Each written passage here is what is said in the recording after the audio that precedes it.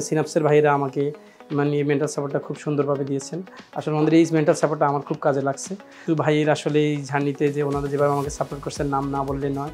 বিশেষ করে আব্দুল্লাহ আল ফাহিম ভাই। ফার্স্ট অফ অল হলো আপনি আপনার এম ঠিক করবেন, আপনি আসলে কিসে যেতে চান। এরপরে আপনি হার্ট অ্যান্ড সোল ট্রাই করতে হবে।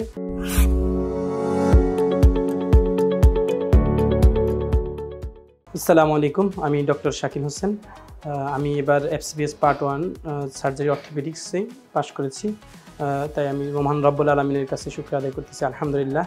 তো আসলে আমার এই লং জার্নিতে আমার সাথে আসলে সিনাপস একাডেমি ছিলেন। সিনাপস একাডেমির আমি এফসিবিএস এবং রেসিডেন্সি লং বেস কোর্সে ভর্তি ছিলাম।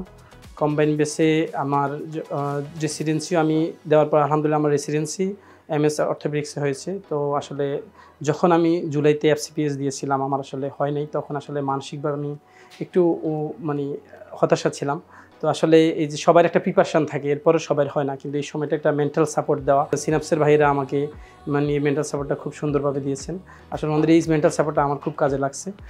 তো আসলে আমি এই কারণে সিনাপসের ভাইদের কাছে বিশেষ কৃতজ্ঞ। এবং কিছু ভাইয়ের আসলে এই জার্নিতে যে ওনারা যেভাবে আমাকে সাপোর্ট করছেন নাম না বললে নয়।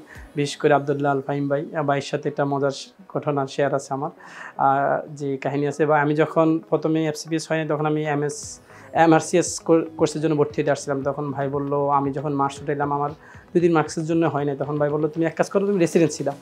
তো আসলে এমআরসিএস বাদ দাও, তখন আমি রেসিডেন্সি দিই, আলহামদুলিল্লাহ আমার রেসিডেন্সি হয়েছে। এরপরে এখন এফসিপিএস দিচ্ছি, আলহামদুলিল্লাহ এফসিপিএস হয়েছে। তো আসলে এখন আমি যারা সিনাপসে ভর্তি হইতে চায় বা যারা আগে সার্জারিতে ক্যারিয়ার করতে চায়, তাদের মধ্যে আমার পরামর্শ ফার্স্ট অফ অল হলো আপনি আপনার এম ঠিক করবেন, আপনি আসলে কিসে যেতে চান। এরপরে আপনি হার্ট অ্যান্ড সোল ট্রাই করতে হবে, এর কোনো বিকল্প নেই। এরপরে আসলে আল্লাহ তাআলা আপনাকে যখন কবুল করবে তখন ইনশাআল্লাহ হবে, আল্লাহর কাছে চাইতে হবে। আর এই জন্য একটা ভালো গাইডলাইন দরকার, এটা খুবই ইম্পর্টেন্ট।